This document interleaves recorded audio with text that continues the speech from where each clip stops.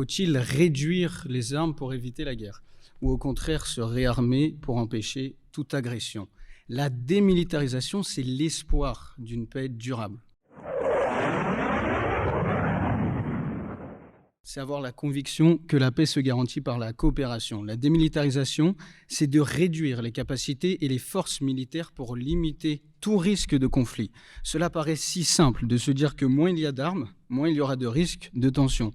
Après 1945, la création de l'Organisation des Nations Unies reposait sur cette ambition: préserver les générations futures du fléau de la guerre.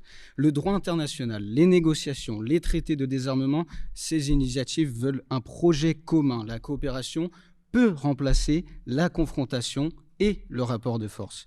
On retrouve cette vision dans les politiques de désarmement nucléaire ou dans certaines zones démilitarisées partout dans le monde. Mais voilà le grand problème. Cette vision de démilitarisation suppose que les autres États jouent tous le jeu de la démilitarisation et coopèrent dans la même vision. C'est pourquoi certains se tournent vers une vision plus prudente et plus pessimiste, la remilitarisation. La remilitarisation, c'est garantir la paix par la dissuasion. À l'inverse, la remilitarisation part d'un constat plus pessimiste: le monde fonctionne par rapport de force. Dans cette logique, on maintient la paix, non pas en jetant les armes, mais en étant suffisamment fort et puissant pour décourager toute attaque. C'est le principe de la dissuasion.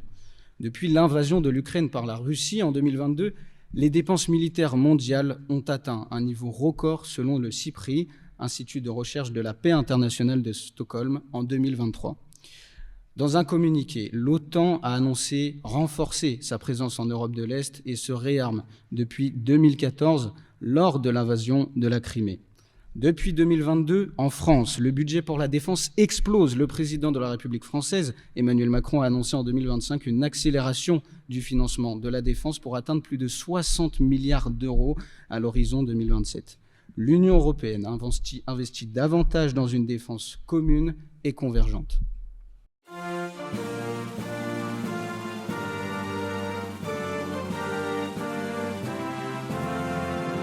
Les États-Unis parlent de compétition stratégique globale avec son ennemi numéro 1, la Chine. Et donc la Chine modernise très rapidement son armée. La plupart des dirigeants politiques veulent la paix, certes, mais dans ce contexte de tension internationale, tout le monde se réarme. Ainsi, pour beaucoup de dirigeants, se préparer à la guerre reste le meilleur moyen de l'éviter. Et tout de suite, cette célèbre citation du militaire romain Végès datant du 5e siècle nous vient en tête: si tu veux la paix, prépare la guerre. La démilitarisation repose donc sur une vision optimiste. La paix se garantit par le droit et la coopération. La remilitarisation, elle, repose sur une vision réaliste. La paix se garantit que s'il y a un équilibre entre des puissances. La politologue Kenneth Waltz expliquait en 1979 que dans un système international sans autorité supérieure, les États doivent s'assurer eux-mêmes leur sécurité. Alors qu'au contraire, les défenseurs du multilatéralisme, eux, estiment que le droit international a les capacités de limiter la violence. Le droit international a-t-il empêché le massacre de la population palestinienne ou le massacre de population au Soudan, ou encore la guerre sans fin que mène la Russie contre l'Ukraine? Trop de désarmement peut rendre vulnérable, mais trop d'armement peut engendrer une hausse des tensions. Voilà l'opposition de la démilitarisation et de la remilitarisation. Servir la paix, ce n'est pas désarmer naïvement, ni s'armer excessivement. C'est trouver un équilibre entre la diplomatie et la dissuasion. La paix, c'est un équilibre fragile entre la confiance mutuelle des États et la prudence. Le raisonnement de la géopolitique veut nous faire comprendre ceci: la paix se négocie et parfois, malheureusement, elle se dissuade. Le défi géopolitique majeur de notre époque, c'est de construire un ordre international stabilisé pour que les armes ne deviennent jamais la seule réponse.